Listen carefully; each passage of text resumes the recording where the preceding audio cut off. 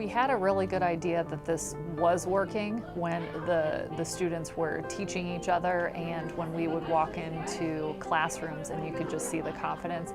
But then we really knew that it worked when we got the scores back from FSA and we saw double-digit growth. But then what's the content being taught?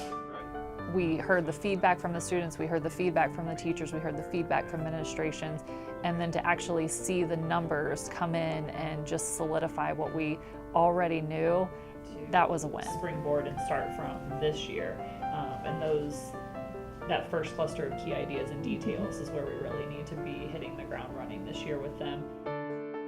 It was born in the middle of some work that I got involved in this year at a project that was going on at Clearwater High School.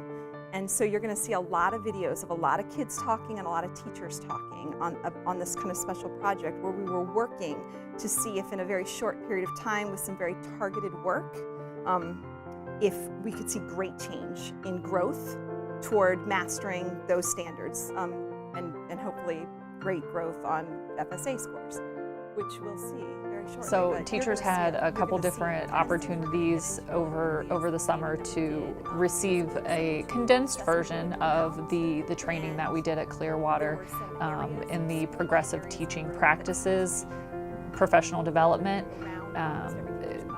They were also able to see bits and pieces of it at district-wide training this year. By the end of the project, we were also working with some of those teachers and finding ways to grow where their students were. They may not have had the same 3 top categories. This training came about because about halfway into the project that we were working, or the project that we were working at the school, we saw such tremendous growth. Probably even more than we had expected to see. It was happening so fast that we knew we had to chronicle it. We knew we had to share it. There were 2 basic rules with quoting that I constantly taught my kids. One is, if you quote what the claim is, if the words you choose to pull out are the same words that are the claim, you're going to have an epic fail. You're going to say the sky is blue, the weatherman said the sky is blue, therefore the sky is blue. And that's what you get in a paragraph, and it's awful. So what I told the kids is, if you can find the imagery, you only quote 2 or 3 words from the imagery. You never quote in full sentences, and you quote only from imagery. Yeah, I think the 4 biggest takeaways that we had in the end is that teachers really need to have kids talking to each other all the time, as often as they can in the classroom. That the best resource that can be used in any teacher's classroom is the students' work. They relate to that. You heard, if you were watching the training at all, you heard one of the girls say, when my work was up on the board, they respond to that. They learn from each other better than they learn from us, it seems like. So using authentic student work, using very focused feedback so that the kids are able to see progress. If they can see themselves making gains, it inspires them to want to continue to do the work, and it motivates them to stay engaged. And then the whole environment changes. We also, the final thing that we recognized was a kind of an anchoring element in any kind of work that you do to have quick progress in a classroom, is that your resources have to be short, sweet, and directly to the point, whatever that standard is, focused completely on that standard.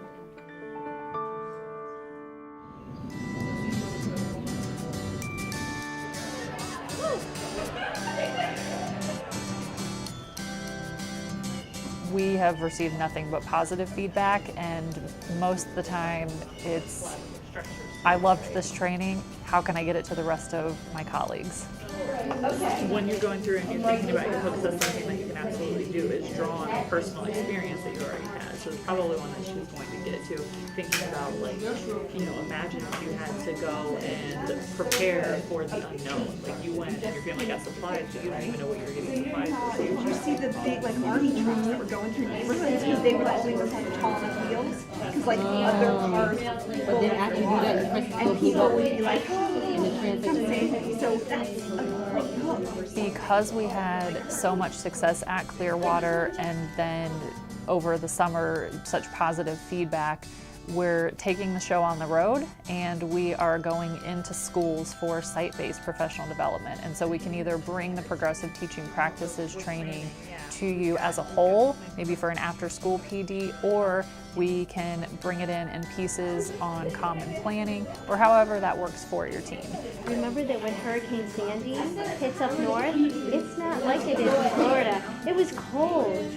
It's cold in New Jersey in November, right? So you want to give them that feeling. So when you're writing that book, you want to be creative in it and let them feel that feeling, right? I think it's very much appreciated that we're coming in and doing site-based PD, because it allows some flexibility for teachers who maybe have other things going on after school, that we can come in and meet them where they are.